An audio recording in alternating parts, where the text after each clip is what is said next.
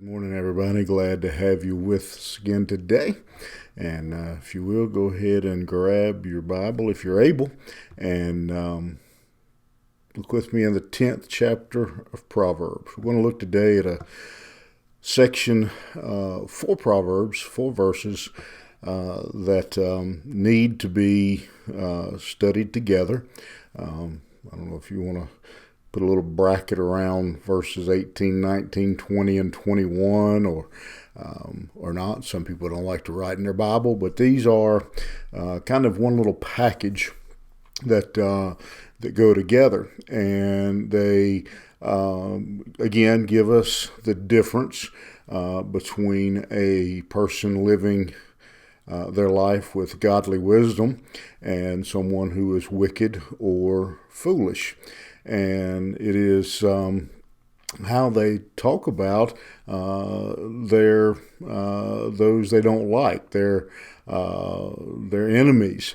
And so he's going to describe this group beginning in verse 18. And again, these are two pairs.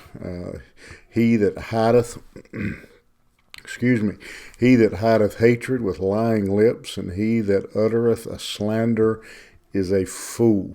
And what he is saying there is the wicked, or the foolish, as he calls them here in this proverb. They cover up their hatred, their opinion of people by lying. Sometimes they pretend, and many of you know this, you've experienced it, you've witnessed it. They cover up their hatred, oddly enough, by actually acting to be their friend. And they will pretend to be their friend only to use people's words and actions against them at a later time, and will again cover up how they really feel about someone, and eventually, then again, they will spread lies, slander, gossip about this person. And so, if you've ever had that done to you, you know how that feels, and you know what just a low life act that is. And a couple lessons there for us is to be careful who we listen to. Be careful who we take, if we're, whose opinion we're hearing.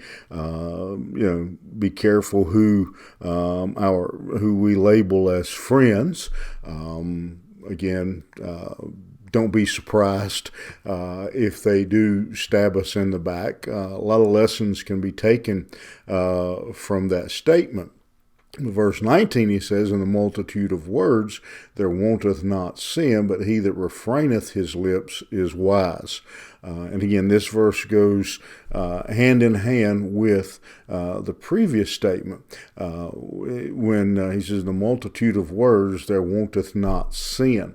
When someone, he says, when they talk about somebody a lot, usually they end up in sin that they have. If they talk about someone on a regular, constantly, they will end up eventually.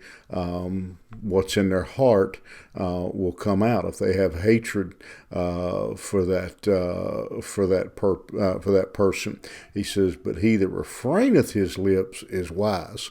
Probably most of us have been taught when we were younger. How does the saying go? If you can't say something good, don't say anything. And so that's kind of what we have here. The wise man knows, I'll just keep my mouth shut rather than speak badly or speak wickedly of someone. Verse 20 tells us then, that the wise man, he says, the tongue of the just is as choice silver. The heart of the wicked is little worth. The words of a wise man are valuable. I think of people in my life, many of them who didn't say a whole lot. But when they did, you paid attention because it was going to be something valuable, something that you needed to hang on to, whereas the words of a wicked man, he says they're not worth much. We don't pay those much attention in our decision making. The lips of the righteous feed many, but fools die for a want of wisdom. Again, the same sort of principle from the previous verse. People are benefited, people are nourished, people are fed, people grow because of the words of a wise man, whereas the words of a foolish man cause people to cause them to starve to death. And there's some really interesting words that we really don't have time in this brief little message this morning to go into, but I hope maybe you take some time and go back and look at them. Some of these lessons that, again, be careful that we don't speak badly of those that we don't like, and everybody has somebody they don't like. The wise man will just leave it unsaid, just leave it alone, and will just won't go there, just let it go. Again, we've already said this, you can't believe everything you hear about someone because you may be hearing it from as Solomon calls them, a fool, someone who is mean and wicked and evil. And then another lesson is that because the lips of the righteous feed many, he says, we need to find some righteous people, some godly people, some people who, and if you can find one, that's counted a blessing. Find people who speak wisdom, who speak from godly wisdom, and learn everything we can from those people. These 4 verses they really remind us of the power of the spoken word, how it can, again, it can either feed people or it can leave people starving to death, that they end up going hungry, he says. And the real challenge then for us as we think about it is the temptation is to read these verses and think, well, that person fits in that category, and that person fits in that category.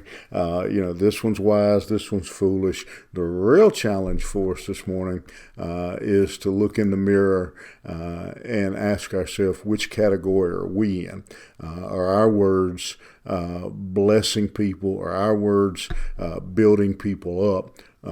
Or are we guilty of the kind of words that leave people hungry and starving because they come from a foolish heart?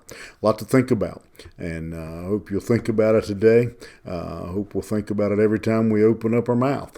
What comes out of it can either be a blessing or be a curse. Which one will your words be today?